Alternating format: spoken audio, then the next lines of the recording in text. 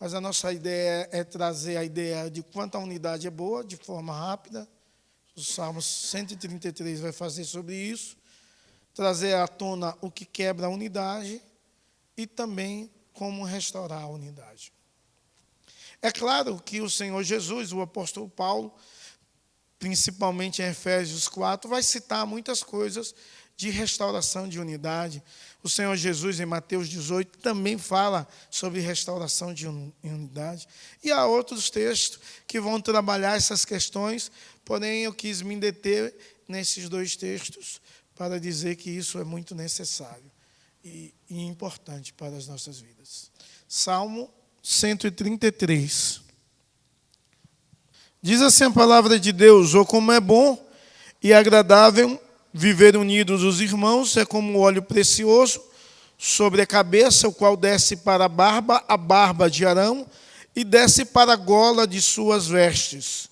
É como o orvalho do Hermon, que desce sobre o monte de Sião, e ali ordena ao Senhor a sua bênção e vida para sempre." E eu quero convidá-los também a abrir a palavra de Deus no livro de Tiago, capítulo 4. Tiago, capítulo 4. Porém, nós vamos ler do verso 1 ao verso 12. Diz assim: "De onde procede guerras e contendas que há entre vós? De onde, senão dos prazeres que militam na vossa carne? Cobiçais e nada tendes, matais, invejais e nada podeis obter. Viveis a lutar e fazer guerras, nada tendes, porque não pedis. Pedis e não recebeis, porque pedis mal, para esbanjardes em vossos prazeres. Infiéis, não compreendeis que a amizade do mundo é inimiga de Deus? Aquele, pois, que quiser ser amigo do mundo, constitui-se inimigo de Deus. Ou supondes que em vão afirma as Escrituras: é com ciúme que por nós anseia o Espírito, Ele fez habitar em nós. Antes, Ele dá maior graça, pelo que diz: Deus resiste ao soberbo, mas dá graça aos humildes. Sujeitai-vos, portanto, a Deus, mas resisti o diabo, e ele fugirá de vós. Chegai-vos a Deus, e ele chegará a vós outros. Purificai as mãos, pecadores, e vós que sois de ânimo dobre, limpai o coração. Afligi-vos, lamentai e chorai, converta-se o vosso riso em pranto e a vossa alegria em tristeza. Humilhai-vos na presença do Senhor, e Ele vos exaltará. Irmãos, não falei mal uns dos outros.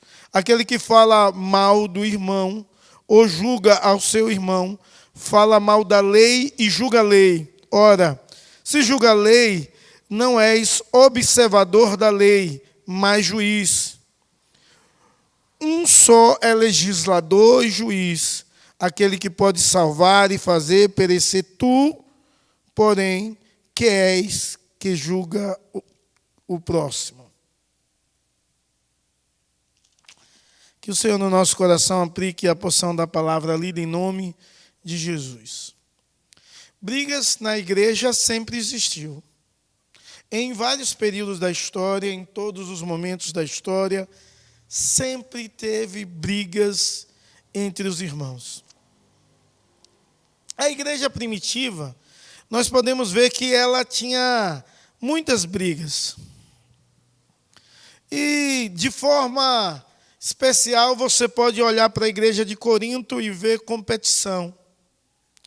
Os Gálatas, o apóstolo Paulo diz que os irmãos estavam mordendo e devorando uns aos outros. Gálatas 5,15. Paulo faz uma admoestação aos Efésios a cultivar a unidade espiritual, Efésios 4:1 ao 16.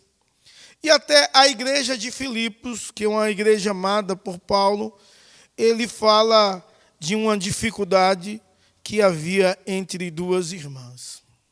Porém, quando nós lemos o Salmo 133, nós ficamos maravilhados com a palavra de Davi a respeito da unidade. Porque quando Davi vai falar a respeito da unidade, ele fala em uma propriedade tão imensa e em uma segurança tão profunda. E isso traz alegria. Ele fala que a unidade é algo bom e agradável. Ele diz que é bom e agradável viverem unidos os irmãos. Ele usa duas qualidades para descrever o quanto é bom a vida de unidade.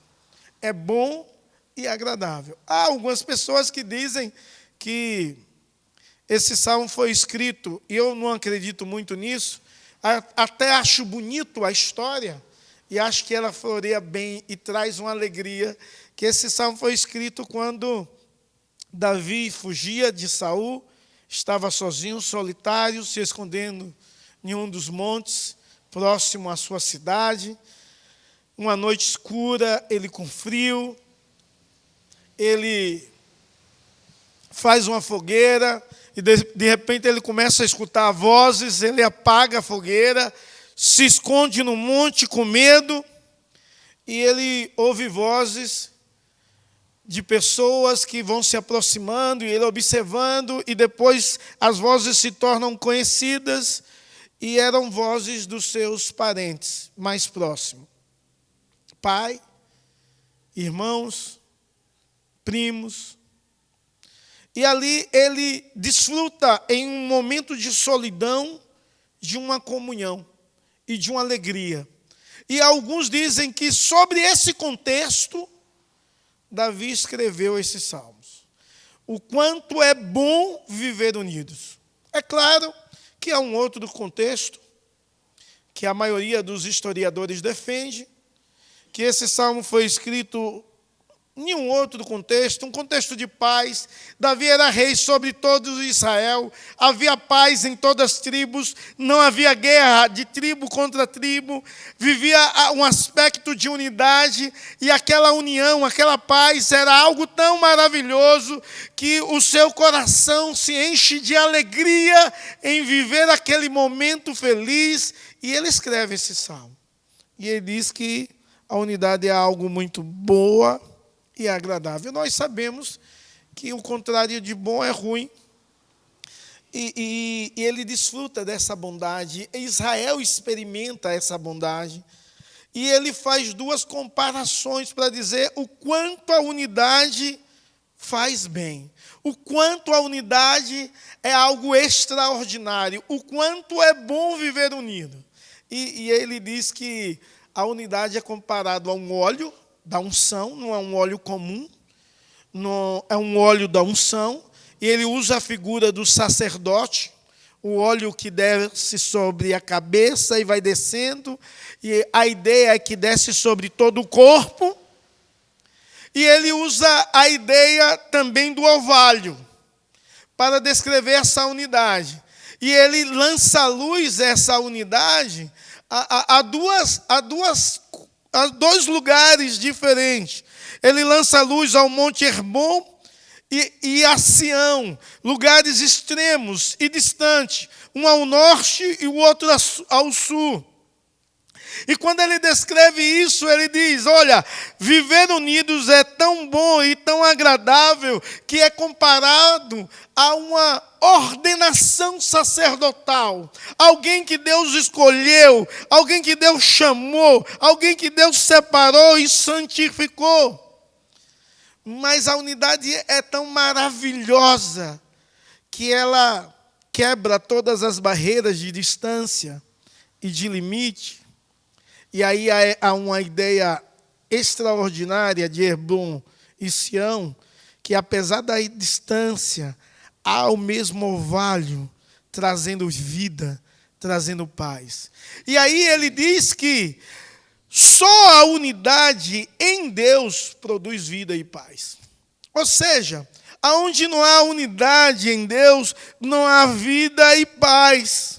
E ele ainda fala que o fruto da unidade é que a bênção do Senhor está em quem vive unido. E é um salmo, então, simples de interpretação, mas extremamente profundo, porque primeiro ele vai falar de uma unidade de um sacerdote com o próprio Deus, como se fosse fundi-los em uma coisa só, em uma escolha só, ou de falar aquilo que Deus deseja, e ele vai falar de algo natural, que não só está em um lugar orvalho, em uma região seca, mas está em todos os lugares, do norte ao sul, porque aonde há harmonia, aonde há união, há a vida de Deus. Ou seja, é claro que o contrário é muito verdadeiro. Quando não há harmonia, não há vida de Deus. E aí eu quero chamar à luz, e eu vou falar de forma rápida, para que vocês possam perguntar. Eu vou chamar à luz a ideia de Tiago, porque a ideia de Tiago é uma ideia dura a respeito de onde é que acontecem essas coisas que quebram a unidade, o porquê surge isso. A culpa é de quem quando a unidade é quebrada? A culpa é do outro? Como é isso? É claro que isso é algo que deve ser entendido, e entendido acima de tudo à luz da palavra de Deus. Então, Tiago 4 começa já. De onde procede guerras e contendas que há entre vós? De onde, senão dos prazeres que militam nas suas próprias, vossa carne? E aí ele vai citar alguns prazeres carnais. Cobiçais e nada tendes, matais, invejais e nada podeis obter, vivei a lutar e fazer guerra e nada tendes, porque não pedis. Então, ele vai citar o que causa a guerra entre os irmãos, o que leva à divisão, à separação, à facção. É claro que Tiago usa a ideia o que causa essas guerras, e são várias guerras, mas em especial que quebra a unidade dos irmãos. O que faz isso? Ele diz que é um coração distante de Deus, um coração que o seu desejo não está nas coisas de Deus.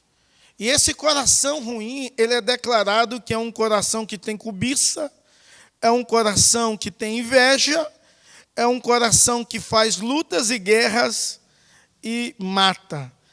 O desejo, o mundanismo é tão forte que faz tudo isso. Talvez você diz assim, eu já briguei com alguém e o senhor, pastor, está dizendo que eu sou alguém assim? Não, não estou dizendo que isso é assim.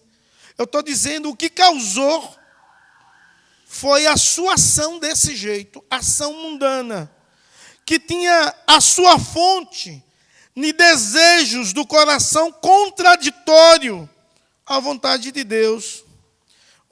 Um coração de inveja, amargura, um coração cheio de sentimentos, de divisões, pessoas que querem a glória de si mesmo, aonde há inveja, confusão e todas as demais coisas. Isso demonstra um grande distanciamento de Deus. E aí Tiago diz, olha as divisões, as relações interpessoais quebradas, as brigas que acontecem, é proveniente de um coração que é invejoso, amargurado, um coração que deseja matar só a sua própria glória, vem de alguém que é amigo do mundo e inimigo de Deus, ou em um momento está se comportando desse jeito. Uma outra ideia é, sim, se a raiz de toda a guerra externa, interna, vem do coração, e isso quer dizer literalmente o quê? Quer dizer a respeito de uma rebelião contra Deus. Pastor, por que isso é tão duro e tão difícil? E por que denota rebelião? A resposta é clara. Quando Deus criou tudo, Deus criou em perfeita harmonia. Quando o pecado entrou no mundo, deu início aos conflitos. E todo o pecado dá início a conflitos. Então, todas as contendas que tem, parte de desejos pecaminosos, distante de Deus e rebelde a Deus, e isso dá conflito. Isso leva às dificuldades terríveis. Dificuldades essas que o texto vai citando. Dificuldades essas que ele vai decorrendo e falando o tempo todo e para no verso 7 e depois volta no verso 11. Mas como restaurar a unidade em meio a tudo isso? E Tiago nos ajuda a entender. A forma de restaurar a unidade verso 7, é sujeitai-vos a Deus. Como se restaura a unidade? Quando a pessoa depende totalmente de Deus. Entende que Deus é Senhor e entrega tudo a Deus. Como restaurar a unidade? Verso 8 diz, quando nós chegamos a Deus. Como restaurar a unidade? Verso 9 e 10 diz, quando humilhamos diante de Deus. Irmãos, o que eu estou falando hoje não é algo novo. Apesar de falar de forma rápida, não é algo novo. É algo que nós não paramos para observar. É algo que requer de nós renúncia, requer de nós, de fato, a ideia que Deus é o Senhor absoluto e Ele tudo. A ideia que, quando eu contendo com o meu irmão, parte de um coração pecaminoso, dirigido pelos desejos carnais e mundanos. E eu entendo uma coisa, se a unidade é boa, como Davi diz, e é agradável, por que eu não procuro? Talvez porque eu estou muito distante de Deus. Eu preciso me voltar para Deus, em arrependimento, em fé, em reconhecimento, em humildade.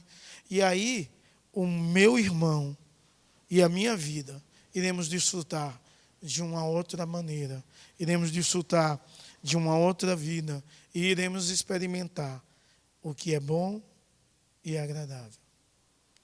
Por que não experimentamos isso? Por causa do pecado que está em nós. Por que não experimentamos isso? Porque não aprendemos a nos purificar, a perdoar. E por isso nós fazemos guerras constantes e desagradamos a Deus com os nossos atos, com a nossa fala e com o nosso comportamento. A quem glorificamos? Essa resposta vai dizer como está o nosso coração.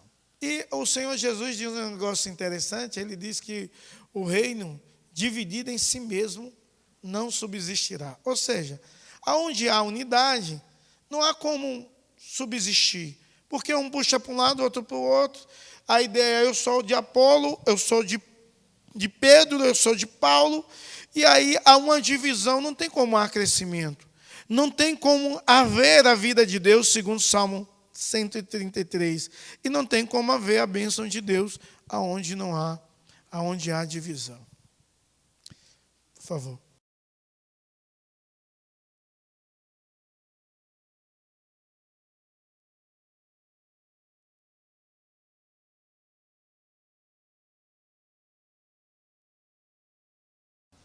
Sim, eu entendo o seguinte, para você que vai ouvir, é que havia uma igreja grande, ela se dividiu, as duas inicialmente começaram a prosperar, e eu perguntei como elas estão hoje, e elas não estão do mesmo jeito.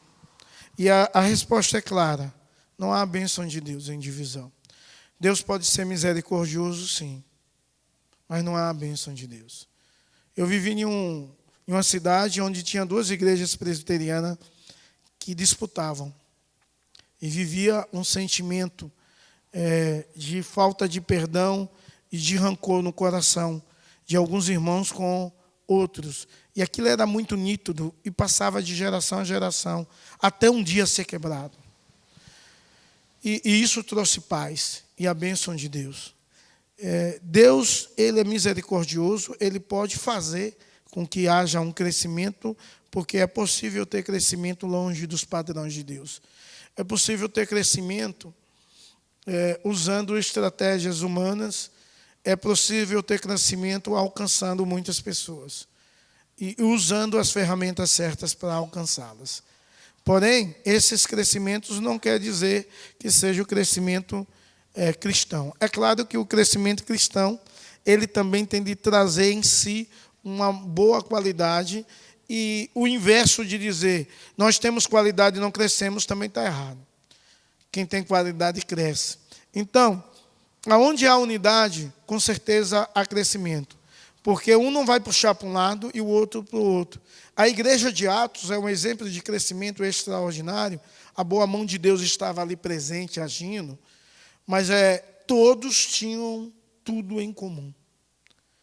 O grande testemunho da igreja de Atos é que eles gozavam da simpatia de todos. E essa ideia era uma ideia que o amor da irmandade, a união constrangia. Havia brigas, contendas, discórdias? Sim. Em todas as famílias tem isso. Mas havia perdão, reconhecimento e andando um pouco mais. Por exemplo, eu sou de uma casa, imagine uma casa de 4 homens e uma mulher, de nordestinos, todo mundo de sangue quente. Imagine, quando criança e adolescente, quando começava a briga lá, o negócio era feio, velho. Era pancada de todo lado, era irmão dando murro no irmão e tal. Mas dormíamos no mesmo quarto, os meninos. Então, o que é que acontece? Tinha de ter a paz, tinha de ter perdão, tinha de voltar à unidade. Havia raiva, havia mágoa, sim. Havia desentendimento? Sim. É utópico eu dizer que na igreja não vai ter desentendimento, mas havia perdão. E aonde há perdão, há a bênção de Deus. E aí o sentimento de competição some, o sentimento de divisão que não procede de Deus some, e aí eu dou as mãos com o outro que pensa diferente, age diferente, e vamos todos glorificar a Deus com as nossas vidas, em nome de Jesus. Ou quando eu entrei na igreja, por exemplo, o que me constrangeu na igreja foi a unidade. Eu achei muito bonito aquela unidade. E isso foi um dos negócios que Deus falou muito ao meu coração, através da unidade da igreja. Porém, eu já participei de uma igreja que era muito unida, mas ela sofria de uma coisa. Ela era tão unida, que ela era em si mesmada. Então, ela sofria de uma doença chamada coinonite. Aqui é tão bom, vamos fazer uma tenda. O que eles disseram no Monte da Transfiguração, e o resto fica de fora, né, velho? Quem está aqui... Então, eles eram tão unidos, e tão gostosa a unidade, tão bonita, mas não cabia mais ninguém. Então, era uma igreja em si mesmada, e ela não crescia. Ela sofria de coinonite, uma enfermidade que alguns teólogos qualificam. Então, a unidade é algo maravilhoso, mas é algo aberto, que sempre cabe mais gente. E o amor que vive e é vivido é um amor que vai constrangendo outras pessoas a quererem experimentar aquele amor. E isso, é claro, tem de ter verdade e sinceridade em tudo isso.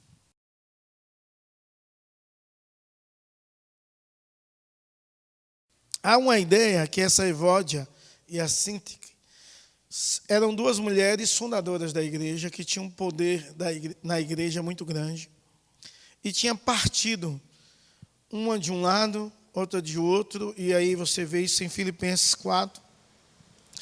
E quando o apóstolo Paulo diz que elas têm de andar concordemente, e a ideia ali é concordemente no Senhor, é em comum acordo em Deus. Então, aquelas mulheres trabalhavam e serviam, e o apóstolo Paulo diz que elas eram instrumentos de Deus, mas havia discórdia, e Deus não faz parte disso. Agora, imagine como o apóstolo Paulo vai tratar do assunto. Manda uma carta e diz, leia na frente da igreja toda. Da igreja inteira, que as irmãs, fulano e tal, e ciclano, têm de andar concordemente no Senhor.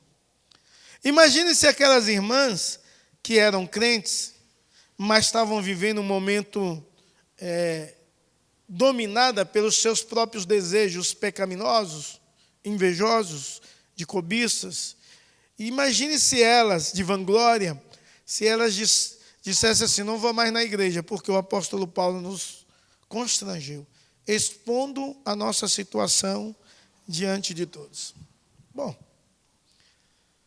há uma demonstração visível de quem exatamente não quer viver os parâmetros de Deus, de viver concordemente no Senhor. E ele aborda isso, e parece que isso se resolveu, porque ele aborda isso como conclusão, diante de tudo que ele já tinha falado sobre unidade, de tudo que ele tinha falado, que a igreja deveria viver em uma mesma fé, no mesmo sentimento, no mesmo amor. De tudo aquilo, elas tinham de ter uma unidade nisso. E isso faz com que elas sejam constrangidas. Em maneira nenhuma, o apóstolo Paulo diz que uma é crente e outra não. Ele diz que todas as duas eram instrumentos de Deus na vida dele. E depois ele ensina, como é que a igreja deve viver. É muito lindo isso. Então, a unidade é um assunto conhecido, mas não vivido. Nós precisamos viver. Viver como a palavra de Deus nos ensina. Nós machucamos as pessoas. Por que machucamos as pessoas? Porque somos pecadores. Iremos parar de machucar as pessoas? Não. Eu tenho de suportar um ao outro em amor. Mas eu cometi algo, eu machuquei alguém hoje, e daqui a algum tempo eu posso machucar de novo? Eu não deveria, mas pode acontecer, eu sou imperfeito. E quantas vezes eu devo perdoar? Essa foi a ideia dos discípulos de Jesus Cristo. E Jesus Cristo usa uma hipérbole, dizendo 70 vezes 7 por dia. Ele usa um exagero para dizer: se o seu irmão pecar contra ti 400 e tantas vezes, todos os dias, você deve perdoá-lo. E isso não é possível, esse exagero acontecer. Então, ele usa esse exagero para dizer: você precisa perdoar. Por quê? Na base de quê? Na base do perdão que você recebeu em Deus. A ideia não é uma ideia desconhecida nossa, é uma ideia que só deve ser vivida em nome de Jesus e para a glória do Senhor. E quando nós obedecemos a instrução de Deus, certamente nós seremos achados pelo Senhor, iremos aprender a perdoar, as guerras irão ter um fim, não estaremos mais em guerra nem conosco, nem com os outros, nem com Deus, de modo que iremos experimentar sempre da paz, do perdão e da reconciliação. Deus, de fato, nos chamou para o ministério da reconciliação e precisamos exercê-lo, em nome de Jesus. Vamos ficar em pé e vamos orar?